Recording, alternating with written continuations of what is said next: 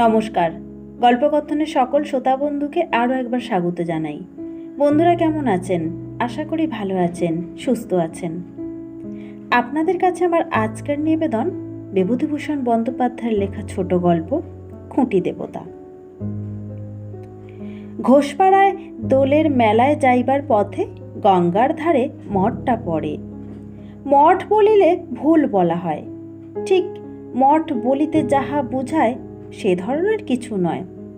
ছোট খড়ের ঘর, খান 4-5 মাঠের মধ্যে।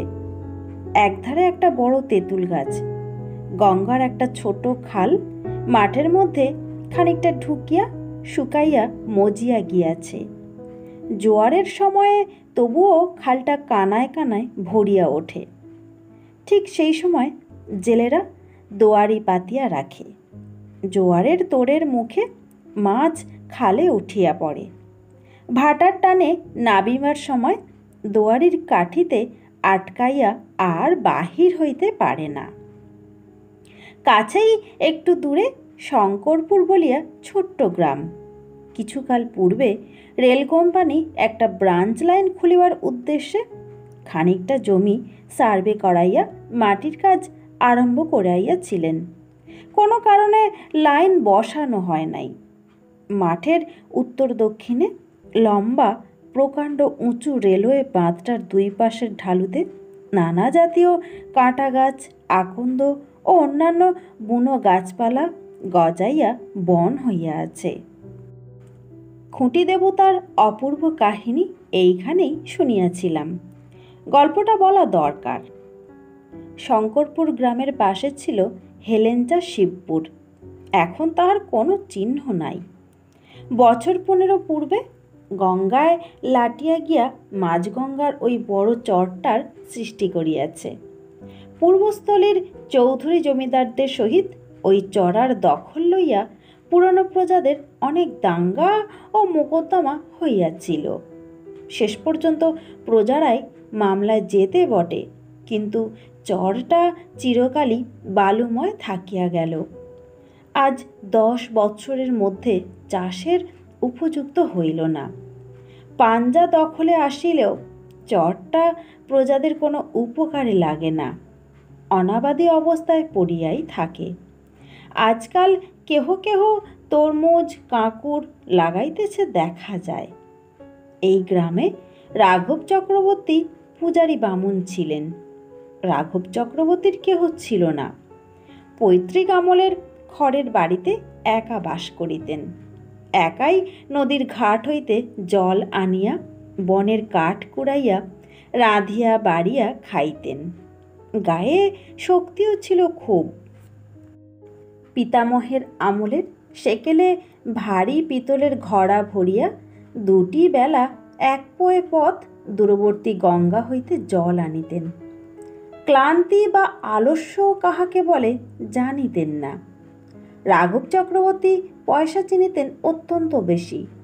বাঁশের চটার পাখা তৈয়ারি করিয়া 20 দরে ডোমেদের কাছে ঘোষপাড়ার দোলে বিক্রয় করিয়া পাঠাইয়া দিতেন।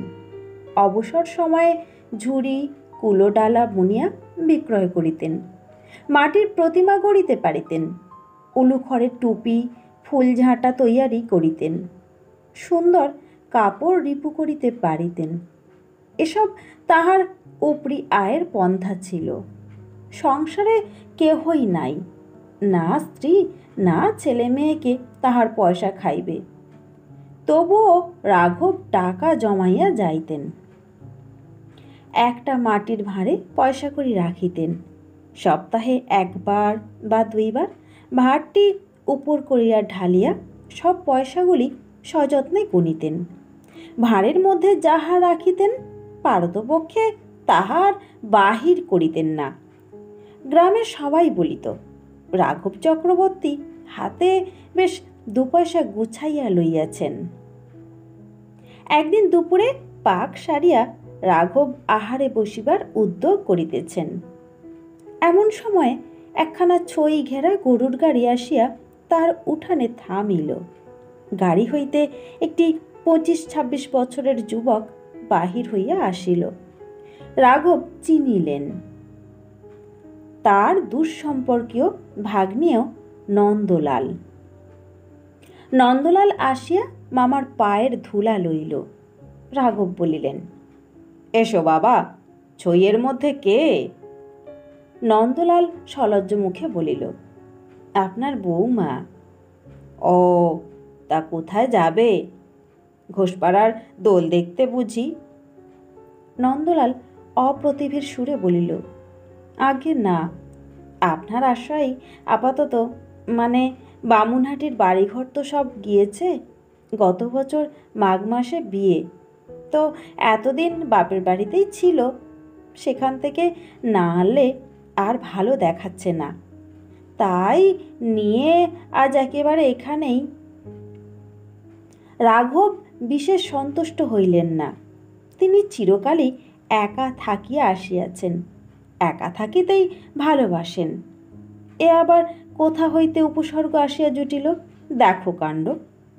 যাহা হোক, আপাতত বিরক্তি চাপিয়া তিনি ভাগ্নেয় বধূকে নামাইয়া লইবার ও পূর্ব দিকের ভিটার ছোট ঘরখানাতে তাহাদের থাকিবার বন্দোবস্ত করিলেন। সন্ধ্যার পর ভাগ্নেয়কে জিজ্ঞাসা করিলেন, এখানে নিয়ে তো এলে, হাতে কিছু আছে টাছে তো? আমার এখানে আবার বড় টানাটানি। ধান অন্যবার যা হয়, এবার তার শিখিও পায়নি। যজমানদের অবস্থা এবার যা। নন্দ এ কথার কিছু সন্তোষজনক জবাব দিতে পারিল না। রাঘব বলিলেন, বৌমার হাতে কিছু নেই? ও কোথায় পাবে? তবে বিয়ের দরুন গয়না কিছু আছে। ওর ওই হাত বাক্সটাতে আছে যা আছে। জায়গা ভালো নয়, গয়নাগুলো বাক্সে রাখাই আমি বলি বেশ, 5 জন টের পায়। আমি আবার থাকি গাঁয়ের এক কোণে পড়ে, আর এই তো সময় যাচ্ছে, ওগুলো আগে সাবধান করা দরকার। দিন 2 পরে নন্দলাল মামাকে বলিল, আমাকে আজ একবার বেরোতে হচ্ছে মামা, একবার বীজপুরে যাব। লোক কারখানায় একটা সন্ধান পেয়েছি, একটু দেখে আসি। নন্দলাল ইতিপূর্বেও বীজপুরের কারখানায় কাজ খুঁজিয়াছিল, কিন্তু তেমন লেখাপড়া জানে না বলিয়া কাজ জোটাইতে পারে নাই। বলিল, লোক কারখানায় যদি মুগুর ঠেঙাতে পারি তবে এক্ষুনি কাজ জোটে। ভদ্রলোকের ছেলে, তা তো আর পেরে উঠিনে। এই আমার সঙ্গে পাঠশালায় পড়তো মহেন্দ্র, তারা যেতে যোগী, সে 22 ম্যানই করছে, 7.5 টাকা হপ্তা পায়, দিব্যি আছে। কিন্তু তাদের ওসব সয়। আমাকে বলেছিল হেডমিস্ত্রির কাছে নিয়ে যাবে, তা আমার দ্বারা কি আর হাতুড়ি পিটনি চলবে? পরদিন খুব ভোরে নন্দলাল বাটি আসিল। সে রাত্রেই স্টেশনে নামিয়াছিল, কিন্তু অন্ধকারে এতটা পথ আসিতে না পারিয়া সেখানে শুইয়াছিল। শেষ রাত্রের দিকে জ্যোৎস্না উঠিলে রওনা হইয়াছে। নন্দলাল বাড়ি ফিরিয়া দেখিল তখনও মামা ওঠেন নাই। পুবের ভিটার ঘরে স্ত্রীও তখন ঘুমাইতেছে। স্ত্রীকে জাগাইতে গিয়া দেখিল গহনার বাক্স ঘরের মধ্যে নাই। স্ত্রীকে ওঠাইয়া বলিল, গহনার বাক্স কোথায়? স্ত্রী অবাক হইয়া গেল, বলিল, আহা, ঠাট্টা করা হচ্ছে বুঝি? এই তো শিওর এইখানে ছিল, লুকিয়েছ বুঝি? কিছুক্ষণ পরে স্বামী স্ত্রী দুজনেই মাথায় হাত দিয়া বসিল। ঘরের কোথাও বাক্স নাই। খোঁজাখুঁজি অনেক করা হইল। মামাও বিছানা ছাড়িয়া উঠিয়া আসিলেন। চুরির কথা শুনিয়া অবাক হইলেন। নিজে চারদিকে ছোটাছুটি করিয়া বাক্সের বা চোরের খোঁজ করিতে লাগিলেন। প্রতিবেশীরাও আসিল, থানাতেও খবর গেল, কিছু হইল না। নন্দলালের স্ত্রীর বয়স 20-21, রং টকটকে ফর্সা, মুখ সুশ্রী, বড় শান্ত ও সরল মেয়েটি। তার বাপের বাড়ির অবস্থা বেশ ভালো, কিন্তু বৃদ্ধ বয়সে তৃতীয় পক্ষে বিবাহ করিয়া তার বাপ পূর্ব 2 পক্ষের সন্তান সন্ততিদিগকে এখন আর দেখিতে পারেন না। বিবাহের সময় এই গহনাগুলি দিয়াই তিনি মেয়েকে দিয়েছিলেন। এই হিসাবে দিয়াছিলেন যে গহনাগুলি লইয়া মেয়ে যেন বাপের বাড়ির ওপর সকল দাবি দেওয়া ত্যাগ করে। পিতার কর্তব্য এইখানেই তিনি শেষ করিলেন। নন্দলালের অবস্থা কোনো কালেই ভালো নয়। বিবাহের পর যেন তাহা আরও খারাপ হইয়া পড়িল। ওই গহনা কয়খানি দাঁড়াইল সংসারের একমাত্র সম্বল। গহনাগুলির ওপর নন্দলাল বারদই ঝোঁক দিয়াছিল। একবার পাটের ব্যবসা ফাঁদিতে, আর একবার মুদির দোকান খুলিতে শিমুরালির বাজারে। কিন্তু নন্দলালই শেষ পর্যন্ত কি ভাবিয়া দুইবার পিছাইয়া যায়। বউও বলিয়াছিল, দেখো ওই তো পুঁজি পাটা, আর তো নেই কিছু। যখন আর কোনো উপায় থাকবে না তখন ওতে হাত দিও, এখন থাক। গহনার বাক্স চুরি যাওয়ার দিন 5-7 পরে একদিন নন্দলাল ভোরে উঠিয়া দেখিল স্ত্রী বিছানায় নাই। বাহিরে আসিয়া দেখিল বউ ঘরের পাশের ছাইগাদা ঘাঁটিয়া কি দেখিতেছে। স্বামীকে দেখিয়া কেমন এক ধরনের হাসিয়া বলিল, ওগো এসো না গো, একটু খোঁজো তো এর মধ্যে, তুমি উত্তর দিকটা থেকে দেখো। নন্দলাল সস্নেহে স্ত্রীকে ধরিয়া দাওয়ায় আনিয়া বসাইল। পাতকুয়া ঠান্ডা জল দিয়া স্নান করাইয়া দিল, নানা রকমে বুঝাইল। কিন্তু সেই যে বউটির মস্তিষ্ক বিকৃতি শুরু হইল, এ আর কিছুতেই সারানো গেল না। পাছে স্বামী বা কেহ টের পায়, এই ভয়ে যখন কেউ কোনো দিকে না থাকে তখন চুপি চুপি ছাইগাদা হাতড়াইয়া খুঁড়িয়া কি দেখিতে থাকিবে। এই একমাত্র ব্যাপার ছাড়া তাহার মস্তিষ্ক বিকৃতির কিন্তু অন্য কোনো লক্ষণ ছিল না। অন্যদিকে সে যেমন গৃহকর্ম নিপুণা, সেবাপরায়ণা, কর্মিষ্ঠা গৃহস্থ বধূ তেমনই রহিল। একদিন সে মামা শ্বশুরের ঘরে সকালে ঝাড় দিতে ঢুকিয়াছে। মামা শ্বশুর রাঘব চক্রবর্তী তখন ঘরে ছিলেন না। ঘরের একটা কোণ পরিষ্কার করিবার সময় সে একখানা কাগজ সেখানে কুড়াইয়া পাইল। কে যেন দলা পাকাইয়া কাগজখানাকে কোণটাতে ফেলিয়া রাখিয়াছিল। কাগজখানা দেখিয়া সে অবাক হইয়া গেল। এ যে তার গহনার বাক্সের তলায় পাতা ছিল, পাতলা বেগুনি রঙের কাগজ। শেকড়ারা এই কাগজে নতুন তৈয়ারি সোনার গহনা জড়াইয়া দেয়। এ কাগজখানাও সেইভাবে পাওয়া, শেকড়ার দোকান হইতে আসিয়াছিল। সেই হইতে তাহার গহনার বাক্সের তলায় পাতা থাকিত। সেই কোন হেরা বেগুনি রঙের পাতলা কাগজখানি। বউটি কাহাকেও কিছু বলিল না, স্বামীকেও নয়। মনের সন্দেহ মুখে কাহারও কাছে প্রকাশ করিতে পারিল না।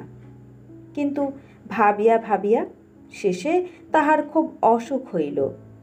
জ্বর অবস্থায় নির্জন ঘরে একা বিছানায় শুইয়া তক্তপোষের একটা বাঁশের খুঁটিকে সম্বোধন করিয়া সে করজোরে বারবার বলিত, ওগো খুঁটি, আমি তোমার কাছে দরখাস্ত করছি, তুমি এর একটা উপায় করে দাও, পায়ে পড়ি তোমার। একটা উপায় তোমায় করতেই হবে, আর কাউকে বলতে পারি নে, তোমাকেই বলছি। বাঁশের খুঁটিটা ছাড়া তার প্রাণের এ আগ্রহ ভরা কাতর আকুতি আর কেহই শুনিত না। কতবার রাত্রে দিনে নির্জনে খুঁটিটার কাছে এ নিবেদন সে করিত, কি বুঝিয়া করিত সেই জানে। তাহাদের বাড়ির সামনে প্রকাণ্ড মাঠ গঙ্গার কিনারা পর্যন্ত সবুজ ঘাসে ভরা। তারপরেই খাড়া পাড় নামিয়া গিয়া জল ছুঁইয়াছে। জল সেখানে অগভীর, চওড়াতেও 7-10 মাত্র। পরেই গঙ্গার বড় চড়াটা।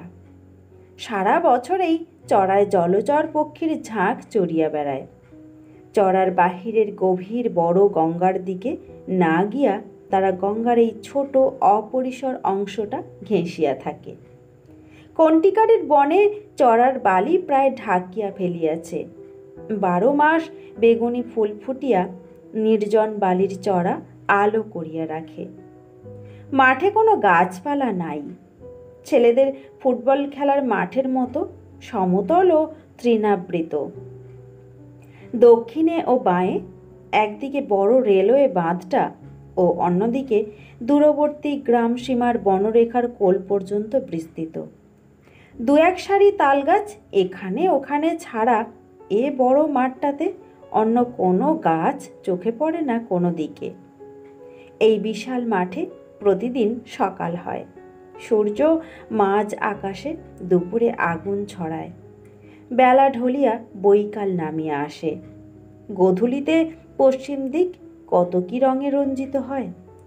চাঁদ ওঠে, সারা মাঠ চড়া, রেলওয়ে বাঁধ ও পাশের বড় গঙ্গাটা জ্যোৎস্নায় প্লাবিত হইয়া যায়। কিন্তু কখনো কোনো কালে রাঘব চক্রবর্তী বা তাহার প্রতিবেশীরা এই সুন্দর পল্লী প্রান্তরের প্রকৃতির লীলার মধ্যে কোনো দেবতার পূর্ণ আবির্ভাব কল্পনা করেন নাই, প্রয়োজন বোধও করেন নাই। সেখানে আজ সর্বপ্রথম এই নিরক্ষরা বিকৃত মস্তিষ্কা গ্রাম্যবধূটি বৈদিক যুগের মন্ত্রদ্রষ্টা বিদুষীর মতো মনে প্রাণে খুঁটি দেবতার আবাহন করিল। আমি এই মাঠেই বৈকালে দাঁড়াইয়া কথাটা ভাবিতেছিলাম। কথাটার গভীরতা সেদিন সেখানে যতটা উপলব্ধি করিয়াছিলাম এমন আর বোধহয় কোথাও করিব না। নন্দলাল স্ত্রীর অবস্থা দেখিয়া বড় বিব্রত হইয়া পড়িল। সে স্ত্রীকে ভালোবাসিত। নানা রকম ঔষধ, জড়িবুটি, শিকড় বাকড় আনিয়া স্ত্রীকে ব্যবহার করাইল। তিরলের পাগলি কালির বালা পরাইল। যে যাহা বলে তাহাই করিতে লাগিল। কিন্তু কিছুতেই কিছু হয় না। একটা সুফল দেখিয়া সে খুশি হইল যে আজকাল স্ত্রী সকালে উঠিয়া ছাইগাদা হাতড়াইতে বসে না। তবুও সংসারের কাজকর্মগুলি কেমন অন্যমনস্কভাবে করে। হয়তোবা তরকারি পুড়াইয়া ধরাইয়া ফেলে, নয়তো ডালে খানিকটা বেশি নুন দেয়, ভালো করিয়া কথা বলে না। ইহাই রহিল তাহার বিরুদ্ধে প্রধান অভিযোগ। মাস দুই কাটিয়া গেল। শ্রাবণ মাস। বর্ষার ঢল নামিয়া বড় গঙ্গা ও ছোট গঙ্গা একাকার করিয়া দিল। চর ডুবিয়া গেল। কুলে কুলে গেঁড়িমাটির রঙে জল ভর্তি। এই সময় নন্দলালের আর্থিক অবস্থা অত্যন্ত খারাপ হইয়া উঠিল। হাতে পূর্বে যাহা কিছু ছিল সবই খরচ হইয়া গিয়াছে। এদিকে চাকরিও জুটিল না। রাঘব চক্রবর্তী ভাগ্নেয়কে খুঁটিনাটি লইয়া বকুনি শুরু করিলেন। ভাগ্নেয়কে ডাকিয়া বলিলেন, কোনো কিছু একটা দেখে নিতে তো পারলে না? তা দিন কতক এখন না হয় বৌমাকে বাপের বাড়ি রেখে তুমি কলকাতার দিকে গিয়ে কাজকর্মের ভালো করে চেষ্টা করো, নইলে আমি আর কি করে চালাই বলো? এই তো দেখছো অবস্থা ইত্যাদি। নন্দলাল পড়িয়া গেল মহা বিপদে। না আছে চাকরি, না আছে কোনো সম্বল। ওদিকে অসুস্থ তরুণী বধূ ঘরে। বীজপুরের কারখানায় কয়েকবার যাতায়াতের ফলে একজন রঙের মিস্ত্রির সঙ্গে বন্ধুত্ব হইয়া গিয়াছিল। তাহাকে বলিয়া কইয়া তাহার বাসায় বউকে লইয়া গিয়া আপাতত তুলিল। দুইটি মাত্র ঘর। একখানা ঘরে মিস্ত্রি একলা থাকে, অন্য ঘরখানি নন্দলালকে ছাড়িয়া দিল।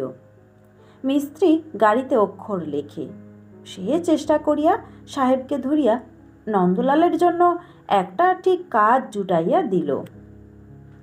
একটা বড় লম্বা রেক আগাগোড়া পুরানো রং উঠাইয়া নতুন রং করা হইবে। নন্দলাল জমি রং করিবার জন্য 1 মাসের চুক্তিতে নিযুক্ত হইল। রাঘব চক্রবর্তী কিছুকালের জন্য হাঁপ ছাড়িয়া বাঁচিলেন।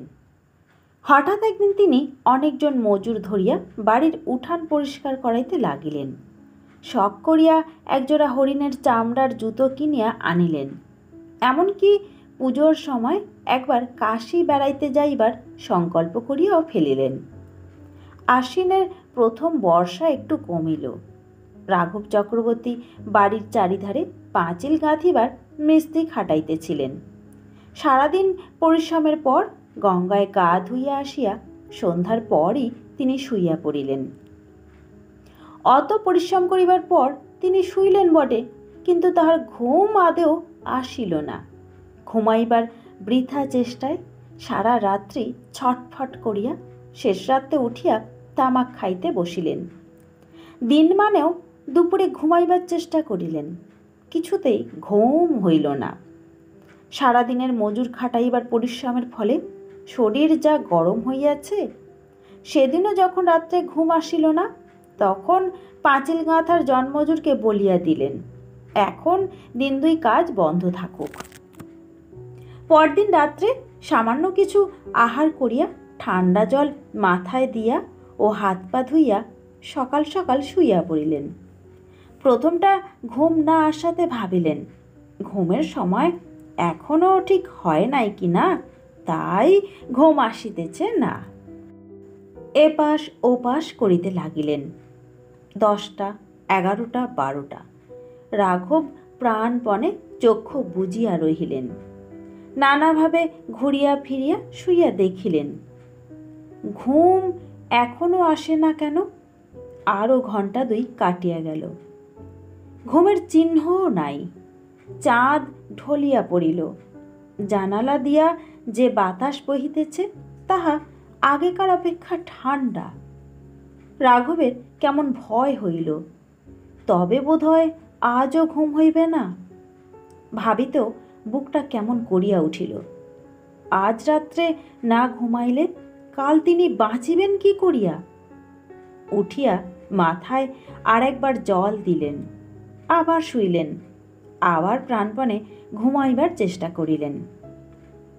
কিন্তু এই ভাবিয়া তাহার মাথা গরম হইয়া উঠিল, ঘুম ঘুম যদি না আসে তাহা হইলে? রাত্রি ফর্সা হইয়া কাক কোকিল ডাকিয়া উঠিল। তখনও হতভাগ্য রাঘব চক্রবর্তী বিছানায় ছটফট করিতে করিতে ঘুমাইবার বৃথা চেষ্টা করিতেছেন।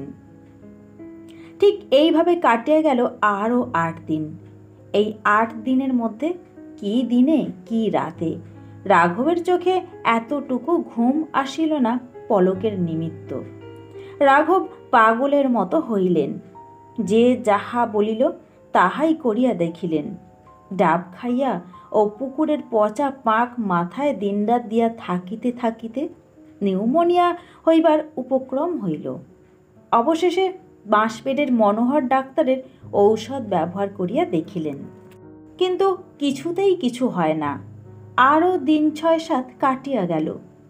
রাঘব সন্ধ্যার পরই হাত পা ধুইয়া মন স্থির করিয়া শুইতে যান, কিন্তু বালিশে মাথা দিয়াই বুকের মধ্যে গুড়গুড় করে।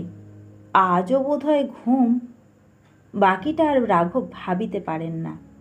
রাজমিস্ত্রির দল কাজ শেষ না করিয়াই চলিয়া গেল। উঠানে জঙ্গল বাঁধিয়া উঠিল।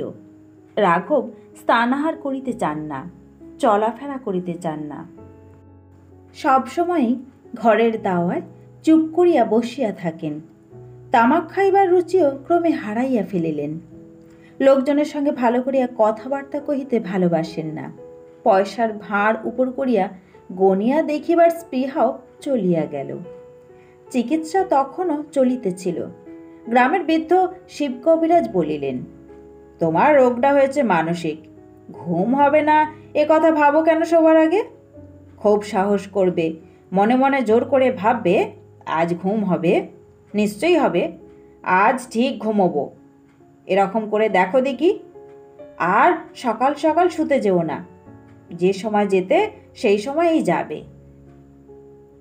কবিরাজের পরামর্শ মতো রাঘব সন্ধ্যার পর পুরনো দিনের মতোই রন্ধন করিয়া আহার করিলেন। দাওয়ায় বসিয়া গুনগুন করিয়া গানও গাহিলেন। তারপর ঠান্ডা জলে হাত পা ও মাথা ধুইয়া শয়ন করিতে গেলেন।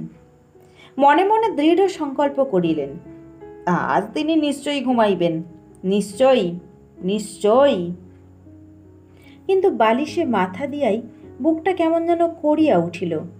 ঘুম যদি না হয়? পরক্ষণেই মন হইতে সে কথা ঝাড়িয়া ফেলিয়া দিলেন, নিশ্চয়ই ঘুম হইবে।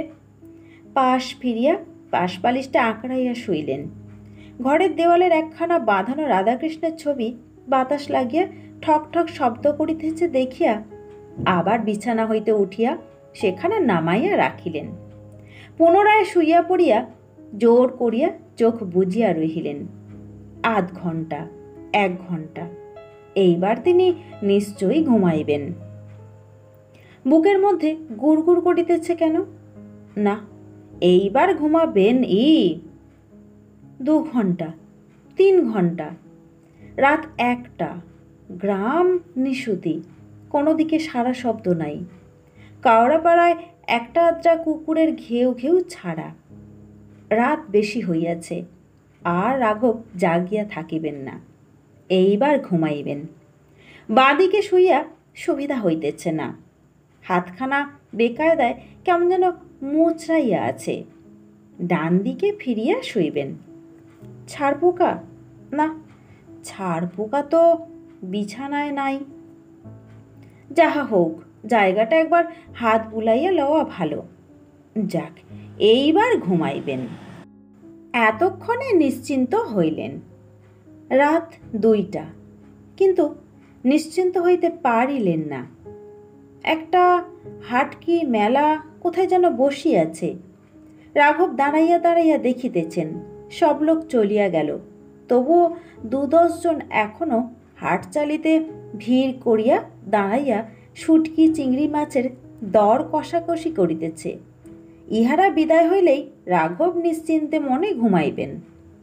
একটা লোক চলিয়া গেল, 2টা 3টা, এখনও জন 7 বাকি। রাঘব তাহাদের নিকট গিয়া চলিয়া যাইবার অনুরোধ করিতেছেন, অনুনয় বিনয় করিতেছেন। তিনি একটু এইবার ঘুমাইবেন, দোহাই তাহাদের, তাহারা চলিয়া যাক। এখনও জন 3 বাকি। রাঘবের মনে উল্লাস হইল, আর বিলম্ব নাই, এখনও 2 জন। এই 2 জন চলিয়া গেলেই ঘুমাইবেন। আর 1 জন মাত্র, মিনিট 15 দেরি, তাহা হইলেই ঘুমাইবেন।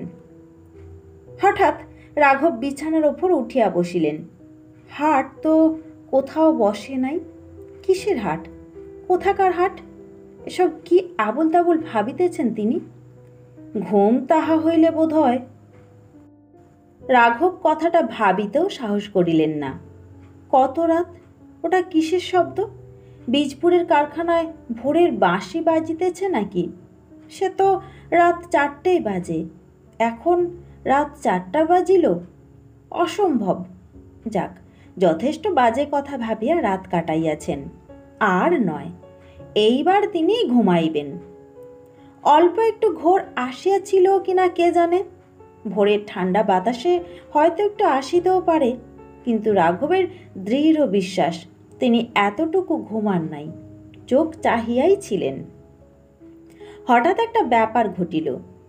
বিস্মিত রাঘব দেখিলেন তাহার খাটের পাশের বাঁশের খুঁটিটা যেন ধীরে ধীরে একটা বিরাটকায় মূর্তি পরিগ্রহ করিয়া তাহার মাথার শিয়রে আসিয়া দাঁড়াইল। ব্যঙ্গের সুরে অঙ্গুলি হেলাইয়া বলিল, মূর্খ, ঘুমোবার ইচ্ছা থাকে তো কালই গহনার বাক্স ফেরত দিস। ভাগ্নে বউয়ের গহনা চুরি করেছিস, লজ্জা করে না?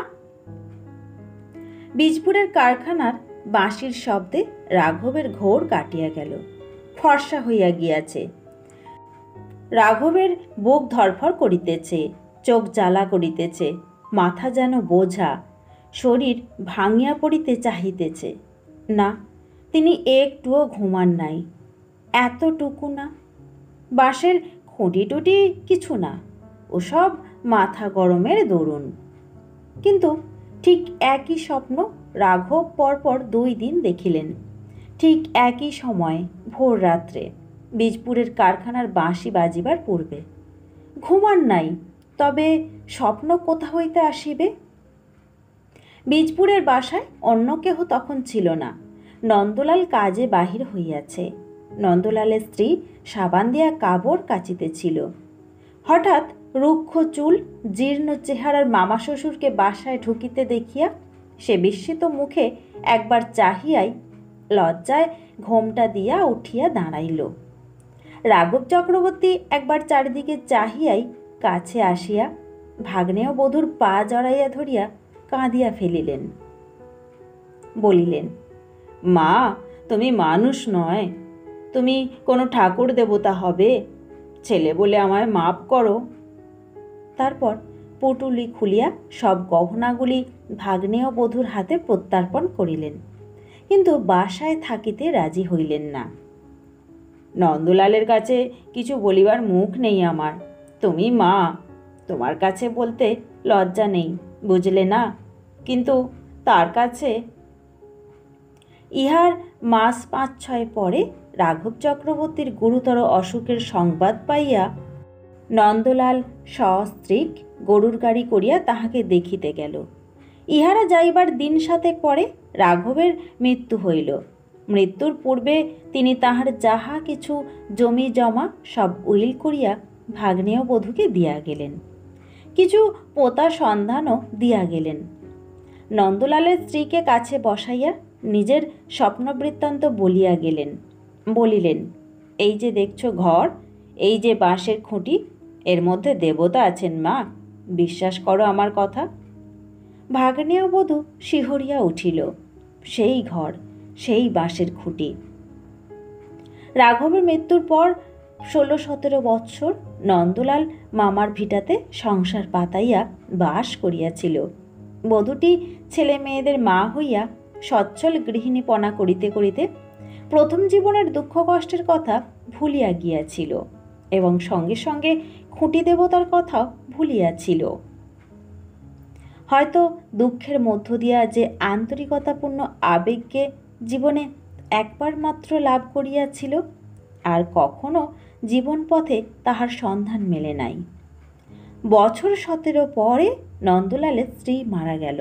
নন্দলালের বড় ছেলের তখন বিবাহ হইয়াছে ও বধূ ঘরে আসিয়াছে। বিবাহের বৎসর 4 মধ্যে এই বউটি দুরন্ত ক্যান্সার রোগে আক্রান্ত হইয়া পড়িল। ক্যান্সার হইল জিহ্বায়, ক্ষত ক্রমে গভীর হইতে লাগিল। কত রকম চিকিৎসা করা হইল, কিছুতে উপকার দেখা গেল না। সে শুইয়া শুইয়া যন্ত্রণায় ছটফট করিত, ইদানিং কথা পর্যন্ত কহিতে পারিত না। তাহার যন্ত্রণা দেখিয়া সকলে তাহার মৃত্যু কামনা করিত, কিন্তু বছর কাটিয়া গেল, মৃত্যুর কোনো লক্ষণ নাই, অথচ নিজে যন্ত্রণা পাইয়া আরও 5 জনকে যন্ত্রণা দিয়া সে জীবৎ অবস্থায় বাঁচিয়া রহিল। বউটির শাশুড়ির কাছে খুঁটি দেবতার গল্প শোনেও নাই, জানিতও না। একদিন সে সারা রাত রোগের যন্ত্রণায় ছটফট করিতেছিল। শ্রাবণ মাস, শেষ রাতের দিকে ভয়ানক বৃষ্টি নামিল, ঠান্ডাও খুব, বাহিরে জোর বাতাসও বহিতেছিল। মাথার শিয়রে একটা কাঁসার ছোট ঘটিতে জল ছিল। 1 চমক জল খাইয়া সে পাশ ফিরিয়া শুইতেই একটু ত্রন্দা মতো আসিল। তাহার মনে হইল পাশের খুঁটিটা আর খুঁটি নাই।